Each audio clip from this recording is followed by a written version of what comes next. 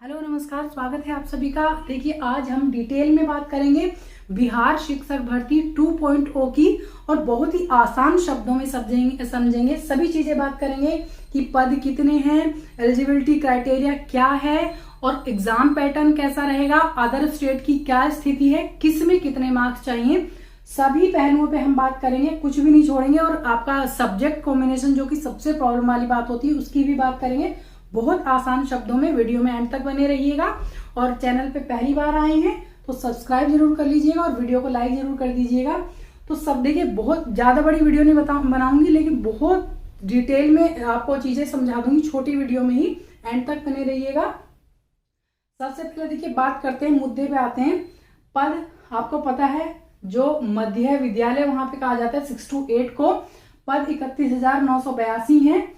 और टीजीटी या माध्यमिक वहां पे बोला जाता है जो 9 से 10 है, पद है 18,877 है। पीजीटी या उच्च माध्यमिक है 11 से 12, पद है 18,577। ये बहुत अच्छे खासे पद हैं। और एक चीज मैं आपको पहले ही बता दूं कि जो सीटेट है वो केवल इस जगह पे मान्य है, जो मध्य है 6 to 8 में। सीटेट जो है अदर स्टेट के लिए केवल यहाँ पे एलिजिबल होंगे वो लोग, इन दोनों में नहीं है। इनमें क्या है इसकी बात मैं बाद में करूंगी, क्या एलिजिबिलिटी है इसकी। तो यहाँ पे सीटेट सेकंड पेपर एलिजिबल है अदर स्टेट वालों के लिए। अब बात करते हैं, देखिए इसमें क्या एलिजिबिलिटी है। यहाँ पे आपका बीएड होना चाहिए, डीएलएड या बीटीसी जो भी आपके राज्य में उसको कहा जाता है, इस टीचर ट्रेनिंग कोर्स को। लेकिन ग्रेजुएशन के बाद आपने किया हो, इंटर के बाद वाला नहीं चलेगा क्योंकि मध्य विद्यालय के फॉर्म है। और उसमें आपका सीटेट सेकंड पेपर पास होना चाहिए या फिर होना चाहिए आपका बीटेट, जो बिहार टेट का सेकंड पेपर है 6 to 8 वाला, वो आपका पास होना चाहिए। और ये सारा आफ्टर ग्रेजुएशन वाली ही बात हो रही है यहाँ पे। और मार्क्स कितने आपको चाहिए, जो जनरल कैटेगरी में आते हैं उनको 90 नंबर चाहिए। अगर अदर स्टेट की बात की जाए तो अदर स्टेट वाले जो है वो किसी भी कैटेगरी के, वो यहाँ पे जनरल में काउंट होंगे, तो आपके भी 90 नंबर होने चाहिए। आप किसी भी कैटेगरी में, अपने स्टेट में आप कैटेगरी में काउंट होंगे, लेकिन अगर आप बिहार में जाते हैं या किसी भी अदर स्टेट में तो आप जनरल में ही काउंट होंगे। और जो अदर कैटेगरीज हैं उनको 82.5 या फिर 82+ मार्क्स होने चाहिए, उसमें काम चल जाएगा, इंक्लूडिंग फीमेल पे इन्होंने थोड़ी सी स्थिति क्लियर नहीं की है कि अदर स्टेट की फीमेल को कितना चाहिए, केवल इन्होंने फीमेल लिखा है। तो अभी इसमें थोड़ा सा कंफ्यूजन है कि फीमेल को अदर स्टेट वाली को कितने मार्क्स चाहिए, 82 चाहिए या फिर 90 चाहिए, ये क्लियर अभी नहीं है। हो सकता है बाद में कोई बयान आ जाए। ये तो यहाँ की स्थिति हो गई। अगर आप अदर स्टेट के भी हैं और आपने देखिए यहाँ पे सेकंड पेपर सीटेट पास कर रखा है तो एलिजिबल हो गए। अब यहाँ पे एलिजिबिलिटी देखते हैं, यहाँ पे क्या है, जो 9 to 10 है इसमें है ग्रेजुएशन प्लस बीएड और प्लस एसटेट पेपर फर्स्ट। अगर आप अदर स्टेट से भी हैं तो अगर आपने जो एसटेट अभी कंडक्ट हुआ था ये अगर दिया है फर्स्ट पेपर तो आप 9 to 10 में एलिजिबल है। यहाँ पे बिहार का जो एसटेट है, ठीक है, एसटेट बोल दीजिए या बिहार एसटेट। और यहाँ पे है पीजी, मतलब आपका पोस्ट ग्रेजुएशन एमए किया हो, एमएससी किया हो, एमकॉम, जो भी आपके सब्जेक्ट में भरने जा रहे हैं फॉर्म, उसमें आपका पीजी हो, बीएड हो, प्लस बिहार का STET paper second, Bihar STET या फिर देखिए एसटेट पेपर सेकंड आपने यहाँ पे क्लियर किया हो।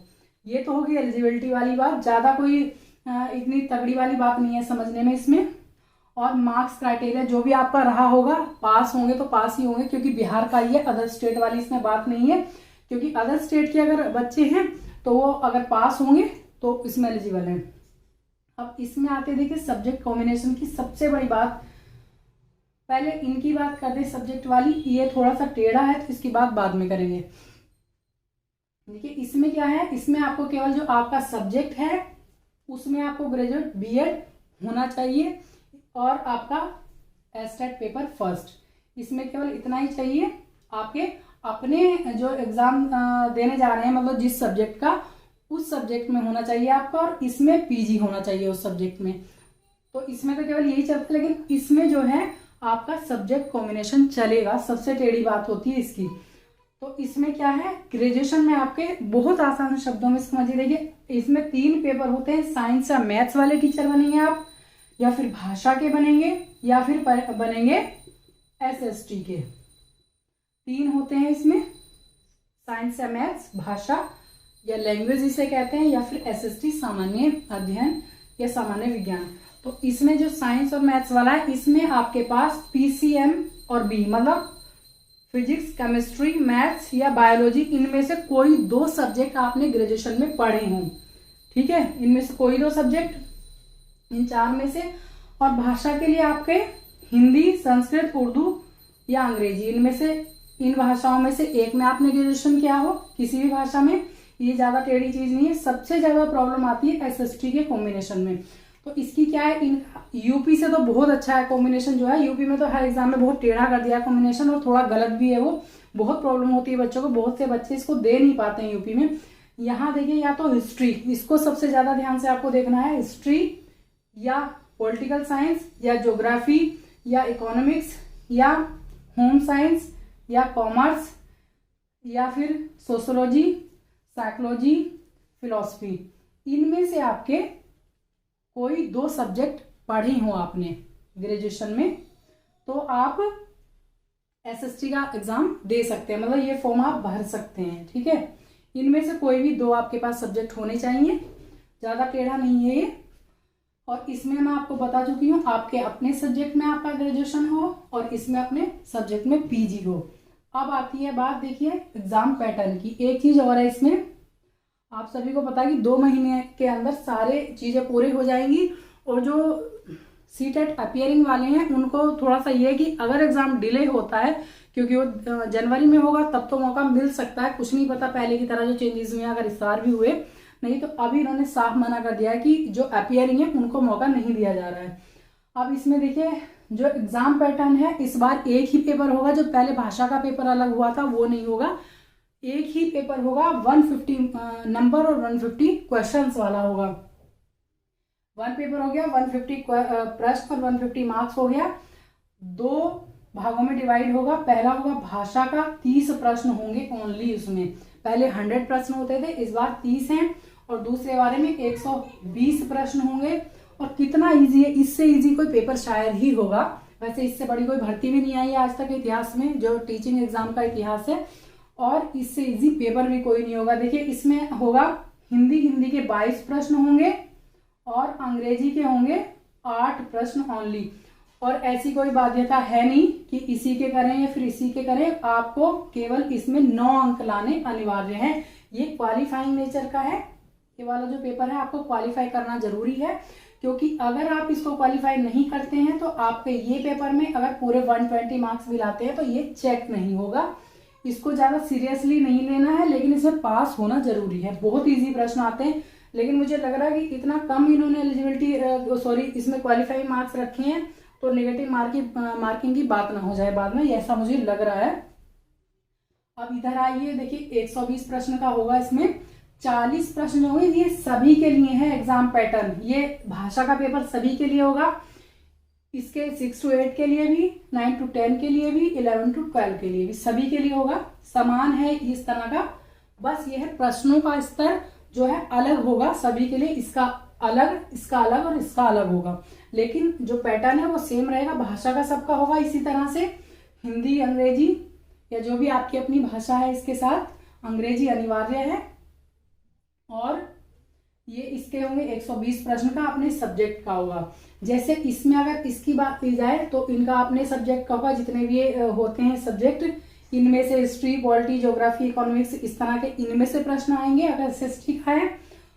और एक पेपर कॉमन होगा जनरल नॉलेज वाला इसमें, और इनके अपने अपने सब्जेक्ट होंगे। इसमें क्या होगा, देखिए 40 प्रश्न जो हैं वो सामान्य अध्ययन के आएंगे और 80 प्रश्न आपके विषय से पूछे जाएंगे, जिस विषय के आप शिक्षक बनना चाहते हैं।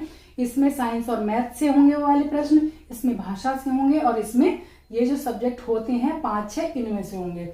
और जो ये वाला है इसमें आपका ये सब्जेक्ट स्पेसिफिक होगा, और ये जो 40 प्रश्न हैं ये जनरल होंगे। और ऐसे इसमें आपका सब्जेक्ट स्पेसिफिक और 40 होंगे जनरल वाले। देखिए, ये तो क्वालिफाइंग एरिया है जो 30 प्रश्न है। और ये है, ये जो होगा ये होगा आपका मेरिट बनेगी इसी से। ये जो होंगे 120 प्रश्न वाला है, इससे मेरिट बनेगी आपकी। समय आपको 2.5 घंटे है, काफी टाइम है, कोई कम टाइम नहीं होता है 2.5 घंटे। अगर आप तैयारी करेंगे तो अपनी तैयारी आप अभी से शुरू कर दीजिए। आप लोग आप लोगों को पता है कि ज़्यादा टाइम है नहीं, एग्ज़ाम डेट इन्होंने दे दी और पूरे 100% चांसेस हैं कि एग्ज़ाम तभी होगा, क्योंकि 2 महीने में इन लोग ज्वाइनिंग दे देनी है। पहली भी ज्वाइनिंग बच्चों की हो चुकी है और सब बड़े खुश हैं। हमारी शुभकामनाएं आप लोगों के साथ भी हैं कि आपका भी जल्दी से सिलेक्शन हो जाए, आप भी टीचर बन जाएं। तो आप लोग अपनी तैयारी अच्छे से शुरू कर दीजिए। फिर मैं नेक्स्ट वीडियो बनाती हूँ कि आपको तैयारी कैसे करनी है। पहले भी मैंने बताई थी किस पोर्शन से कितने प्रश्न आने हैं, तो उस पोर्शन को आप उतना ही टाइम दीजिएगा जिससे जितने प्रश्न आने हों। ज़्यादा टाइम देंगे तो वेस्ट हो जाएगा टाइम, आपके पास वेस्ट करने के लिए टाइम नहीं है। मतलब आपको कोचिंग लेनी है या नहीं लेनी है, इस सब की बात करेंगे नेक्स्ट वीडियो में। तो आज वीडियो में इतना ही। आई होप आप लोगों को सब समझ में आया होगा। नहीं समझ में आया हो तो आप लोग कमेंट के माध्यम से पूछ सकते हैं, मैं आंसर करूंगी। आप इसका स्क्रीनशॉट ले सकते हैं। जितनी भी चीजें इसमें हैं सब क्लियर है, कैसे कैसे आना है, क्या क्या आना है। तो कोई भी प्रश्न हो आप पूछ सकते हैं कमेंट के माध्यम से। इस वीडियो में आज इतना ही। शुभकामनाओं के साथ कि आप लोगों का सिलेक्शन हो जाए। वीडियो देखने के लिए थैंक यू सो मच।